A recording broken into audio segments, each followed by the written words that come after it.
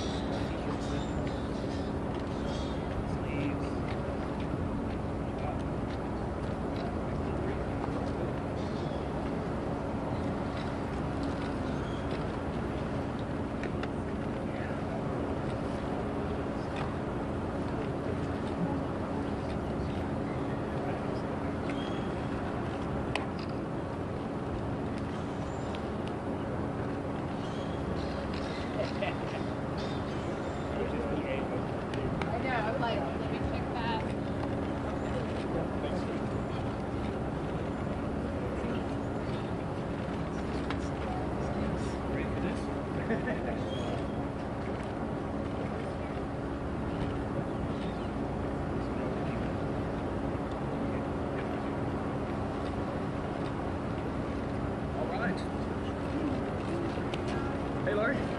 Jerry. Machine look good.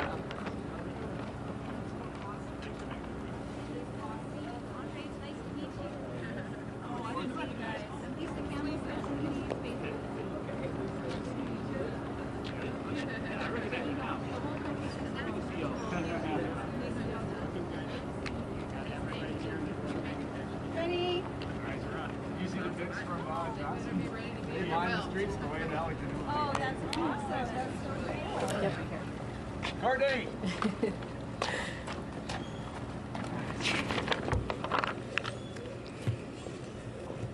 Hey, guys. Woo!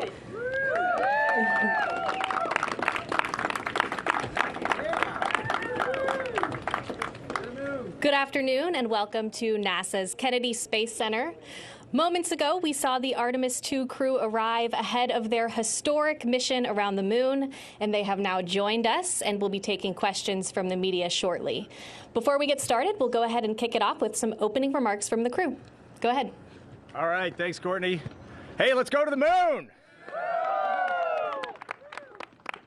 I think the nation and the world has been waiting a long time to do this again. And on behalf of myself, Victor, Christina, Jeremy, we are really pumped to go do this for this entire team. It has been a lot of work. It's been a great journey. It's great to be down here in the Florida warm air, The vehicle looked amazing on the pad on the way in. Victor and Christina led us here. It's just been an awesome start to this journey here at Kennedy. So I'll hand it over to Victor. Thank you. Hey, good afternoon, everybody.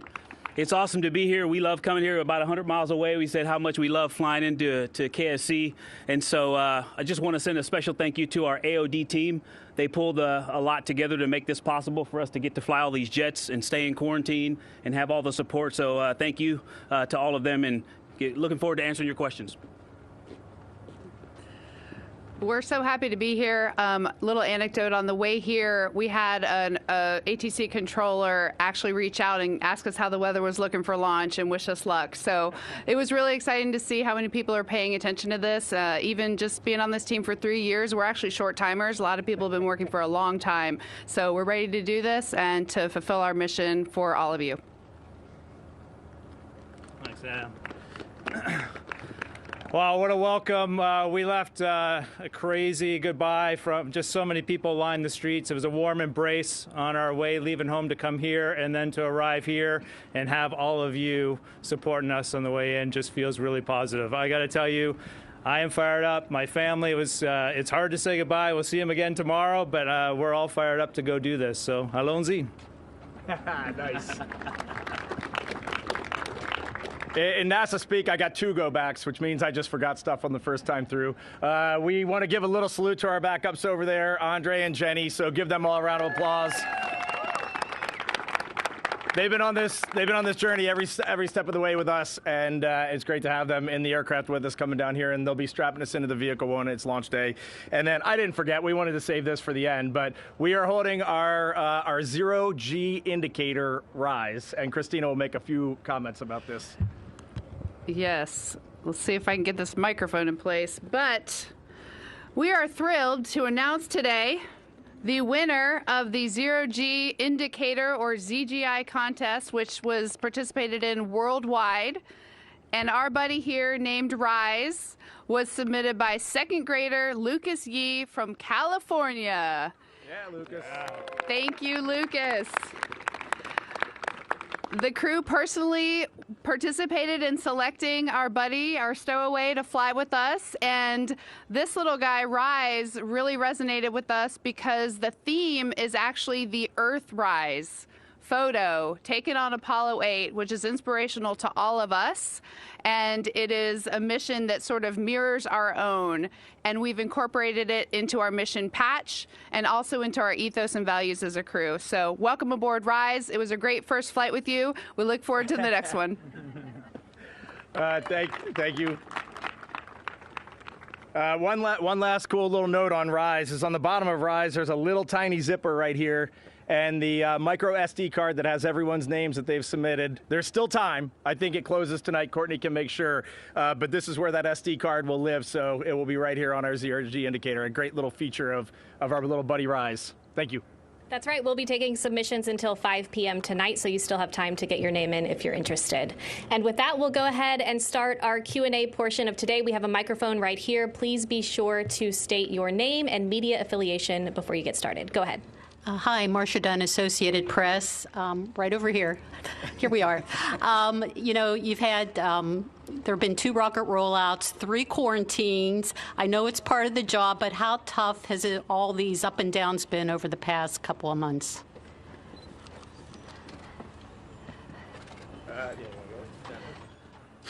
You know, I think for the crew, we focus on training, readiness, safety, and so, you know, we've known that was a possibility the entire time, as you stated. But our families have really turned to make it possible, and I think we actually were able to quarantine all of us with our entire families, or at least it started that way, and so I really just wanted to focus on them and say thank you to them for you know, making it for supporting us through all the different iterations. But you know, that's this business. It'll go when the engine's light at T0, and so that we totally understand that, and you know, we still have some weather updates and some technical things to get through between now and when the launch window opens. Oh, sure. Hey everyone, Mark Strassman, CBS. Good to see you all again.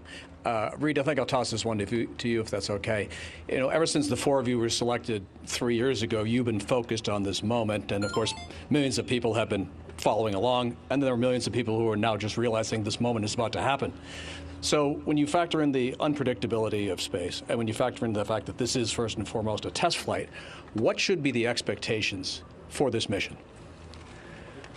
I think I'll start with April 1st through the 6th.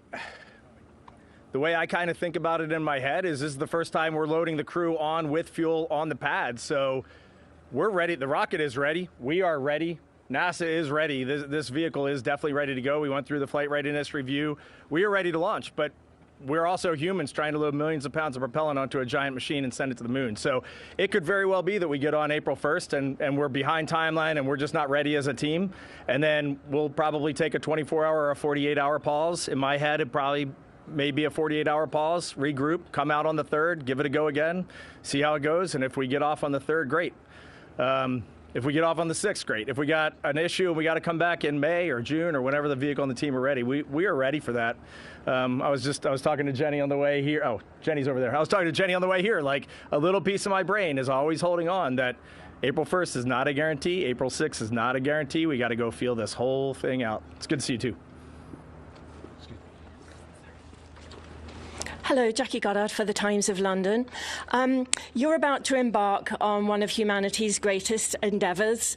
There's the 250th anniversary jets over here. You've got the backdrop of everything that Jared announced last week with stepping up the pathway to the moon and Mars. I wonder to what extent that kind of weighs on you as either a burden or a blessing, and how you consider your places in history. Thank you. I'm happy to step in.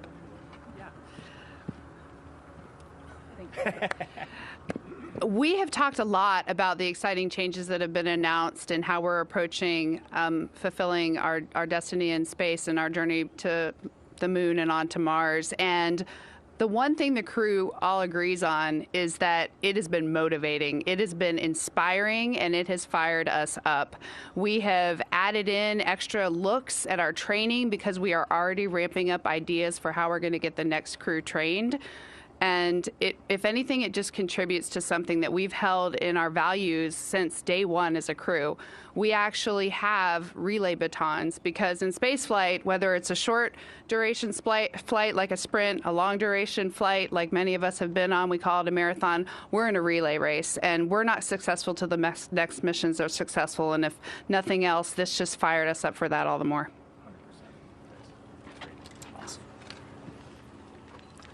Hey everybody, great to see you again. Welcome back. It's been probably a year and a half since I got to talk to you guys. I'm James. I'm our local reporter from Channel 6.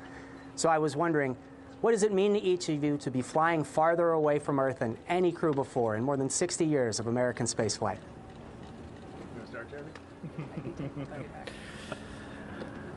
Well, I think for us, it's definitely not something we focus on. It's important for us. We look at our objectives. We're going to test this capsule. We're going to lay the groundwork for Artemis 3 and 4, and we're going to try and get back safely and land in the Pacific Ocean. That's what really matters to us, and that's what we should be focused on. I love the fact that people highlight that, and communications highlights it. It is a milestone. If we do pass it, there's no guarantee we will, but if we do, we should celebrate the pioneers who came before us that put us in this position to be breaking a record like that, and then we should throw that out to the next generation to say, hey, let's go even further. Thank you very much. Love it. Love it.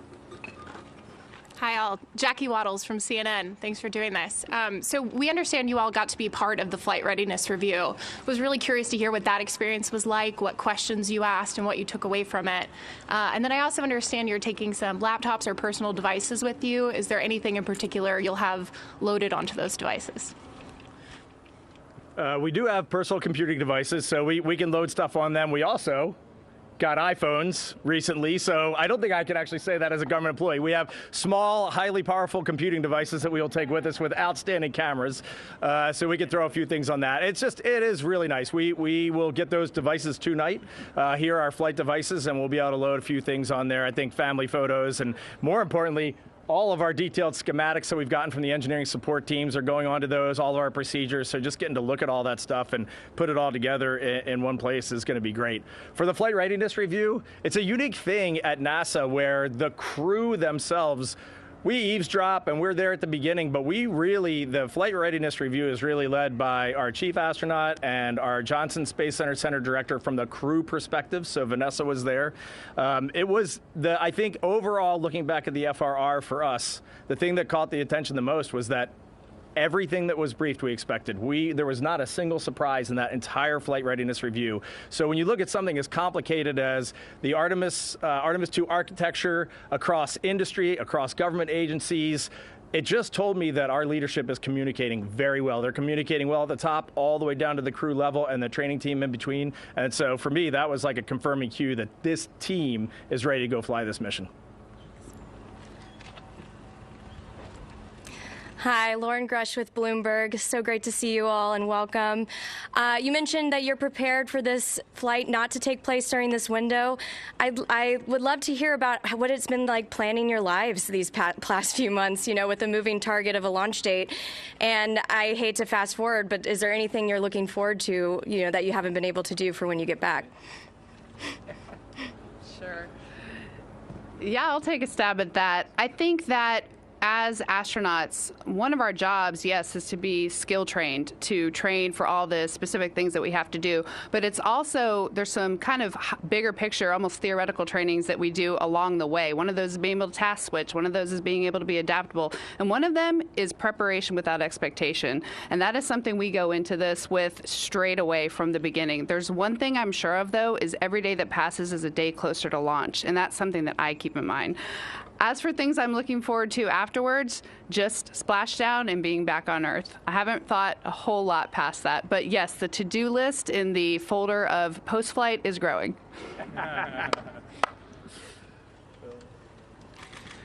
Hi, TG Mascara with the Epoch Times. Thank you so much, and welcome to Florida. I know you guys are adamant about how you fly when you're ready, and there's no guarantee, but an April 1st launch would mean that you guys would be on your way to the moon at Easter, which just seems to parallel Apollo 8 even better because they flew at Christmas. I'm wondering, have you guys thought about that at all? Especially like concerning the fact that you're leaving your families back home?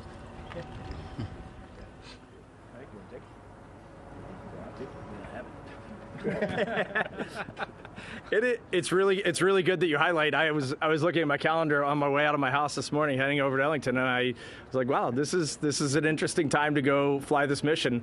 And I do love that you tied it back to Apollo 8, and each one of us, we have our own different opinions, our own individual opinions, and our own individual beliefs. And I think that's one of the best parts about this mission right now is we have said from the beginning, we really are going for all by all, and we are. And we want to take the whole world along with us. And so we just came out of a very important Muslim holiday. We're going into a very important Christian holiday. And I think that that's great that we celebrate all of this all the way around the world. And that's really, I think that's what this crew wants to do. Thank you. Hi, Will Robinson-Smith with Spaceflight Now. It's good to see you all again. Question for Victor, if I may. The last time we spoke in September at JSC, you mentioned the importance of the team being able to ask for simulations, go in and sandbox, kind of work things out. What was the last simulation that you all did at Johnson before heading out here? And do you have anything planned between now and launch, or is it kind of just focus up time? Actually, what we just did in front of you was the last simulation, I guess. This